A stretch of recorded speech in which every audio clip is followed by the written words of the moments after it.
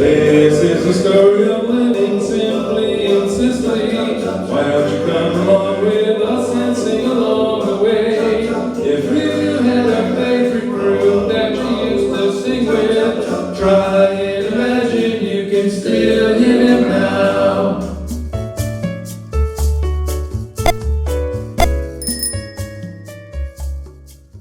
Hi, I'm Gigi. And I'm Jeff. And welcome to our channel. Yes. Thank you all to our new subscribers and to our old faithfuls.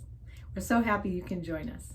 We thought we'd do a little update about what's happening in Sicily. We still have many friends there, and we stay tuned because we have cars and different things there as well. Yes. So yeah, we have a vested interest, so to yes, speak. we do. In our friends, primarily. Yes, yes. So they're all safe. Yes. Everything's good. But Etna has been acting up continually, as you know by our previous videos, some of the footage that we showed of the ash falling and so forth. That's continuing. However, that's a good thing as far as the volcanologists are concerned. Apparently, if it's doing that, it's relieving the pressure from it in a daily basis or a weekly basis and preventing it from having a major eruption. There is some lava coming out of it. It does go I think more to the west side of the volcano. They apparently, in anticipation of an eruption, dynamited a trench there where it kind of goes off on that side where there's no houses and no threat to life and property kind of thing. So, but there is some lava that pops out here, there, and everywhere. You can see it in the news photos and stuff. It's daily. There's pictures of it daily. I mean, it's given a spectacular show. It's really something, but it has grown. The whole volcano has grown in height. Yeah. They've measured it, and it's now 33 meters taller than it was prior to this chain of events. So what would that be? Well, 33 meters. A meter is 39.4 inches or something like that. So it's just a little over 100 feet, 110 or 12 feet or something like that. That's a lot, and that's been in the last, I believe they said 6 months or so. Yeah, that's quick growing. That's something's going on there, and who knows what. But anyway, we'll keep our fingers crossed for everybody, and so to speak, and just hope that everything goes well and that it continues to not get any worse. And the city of Catania has been destroyed 7 times throughout history over the hundreds. You don't want to make it number 8. You don't want to make it number 8. And, they were all major eruptions, and they date way back. But nonetheless, it's active, it's there, it's something to behold and keep an eye on. Yeah, it is beautiful. Yeah. Also, I know besides having to sweep up the ash at the airports and around Catania, that there are different travel restrictions now. International travel from the U.S. to Italy is changing. There's a little pressure on the governments. There's a little pressure from the governments to close down non-essential travelers to Italy again, just like last year. So you want to be advised if you're going to take a trip. I know also Alitalia is defunct or debunked or whatever the word is for defunct. it. Close enough. They're in trouble. Yeah, and so it's going to be replaced by a new Alitalia type airlines. But I don't know the transition and what it's covering. I think it's going to go through fall. They're going to honor those tickets, but I don't know exactly. You would have to check on that. Yep. So there are changes in that, and you will have to have a vaccination card if you don't want to get, or you will be subjected to getting your COVID test, whatever hour, 48 hours, 24 hours, whatever the, your different airlines features, and you will have to be tested or show your green card in Europe. And in the United States, it's a white card.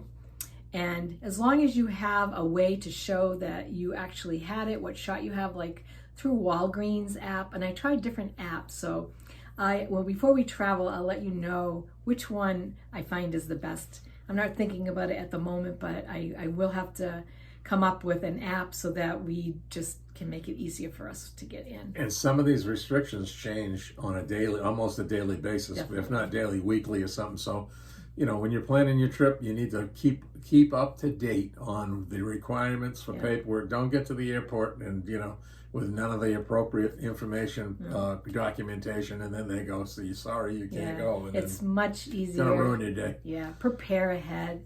Know what you need, have what you need, keep it all together, keep it available for you to quickly get to it. And that will cut down any stress. And you don't want any of that while you're traveling. It's hard enough as it is. The Italy numbers are going up again somewhat. The U.S., same thing. I think they're in the yellow zone, a lot of it now. It's you can see that from the summer, the summer break here, everybody's got to the beaches and did their vacationing and touristy things or whatever. And, they got in too close a proximity to each other, and now the numbers are going up. The hospitals are filling up. There's problems. We have friends that are presently sick, that weren't sick a month ago. So on another note, we had some really interesting news on the Facebook page that we have, living in Sicily as an expat. It came up that they were having what is a new latest Indiana Jones? What is it, Temple of Doom, or I don't know. Well, that's one of the old ones. Okay. In that series, in the that Indiana series. Jones series. Yeah. They are having tryouts for actors and actresses from Sicily that speak English. They had to speak English. Yeah. And so many of our friends did go and apply, and 2 of them did get accepted. Yep. So they actually had to go to Cefalù to be interviewed.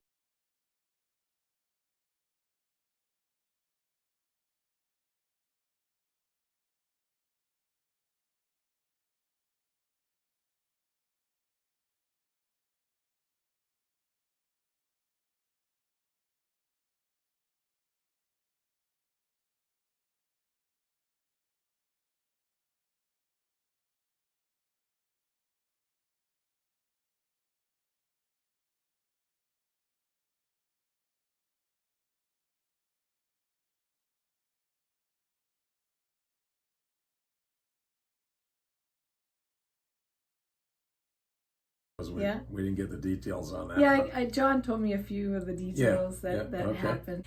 So I guess they did go. They had to get COVID tests before they went to Trapani. And then there they will pick up their costumes and their lines or whatever they do. But I guess there was a little delay because of whatever reason. So, living in Italy, you have to get used to delays. It's part of the life there, and nothing happens quick or fast. Things change. I mean, with the world situation, health situation, the way it is, things change daily. It's just how it is. Yeah. So we're looking forward to seeing, what transpires with that. We'll keep you posted on the little actors that we now have in our group. So that's what's happening in Sicily at the time. We're keeping an eye on things, and we still stay in touch through Zoom with our friends, able to work a little bit together on there and be together, and continue to enjoy our company from there. That's the one good thing about Zoom and being able to do things this way during this time of a pandemic. Very convenient. Yeah. Very convenient. It helps. Zoom. Yeah. We do miss, though, the travel that we intended. We hope that we can still get back there because we still want to do the heel of Italy. We're going to get back there. Yeah, we have to wait for things to be right, so that we won't be going over there to be quarantined, to be stuck in a red zone in the village like we were this past, few months. Yeah. So things happen. Look at that. So we've been still continuing to work on projects. Projects. Yeah. Honey-do list, folks. Honey-do list. So Jeff, what have you been working on? Well, let me just say this about that. We are redoing our kitchen, as you probably know from previous videos that we had. The first thing, we've just completed the backsplash. We've put a tile up on the backsplash. That's done. We'll include photos of the progress.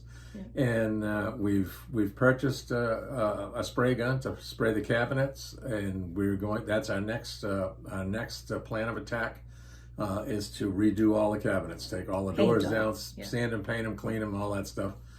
Change the colors, and of course she's the artist with the colors, and she basically knows what goes with what.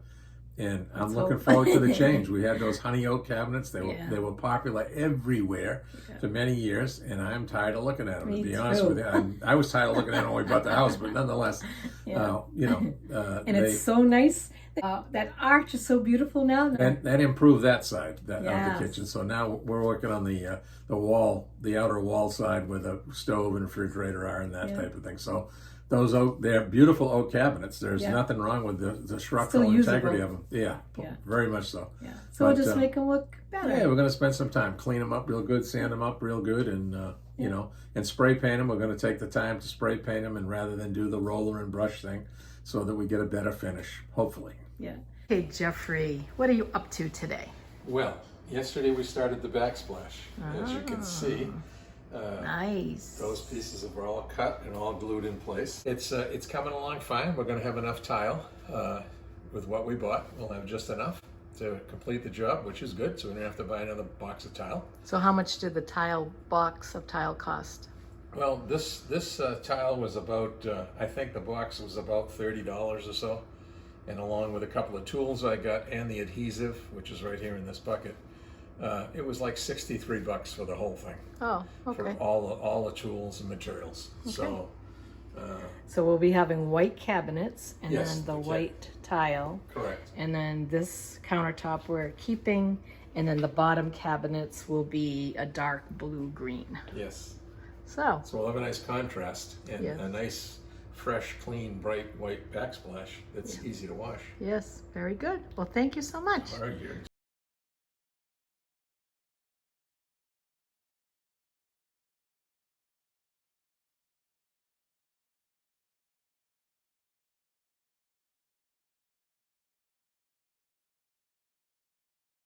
What we got going on. We hope you're all safe. Thank you again. Please subscribe. It doesn't cost anything. You just have to click that little button down there and click that like button and tell your friends about us. Share the video because we are trying to attain our personal goals. We love you. Ciao for now. Ciao, ciao. Bye. Bye-bye.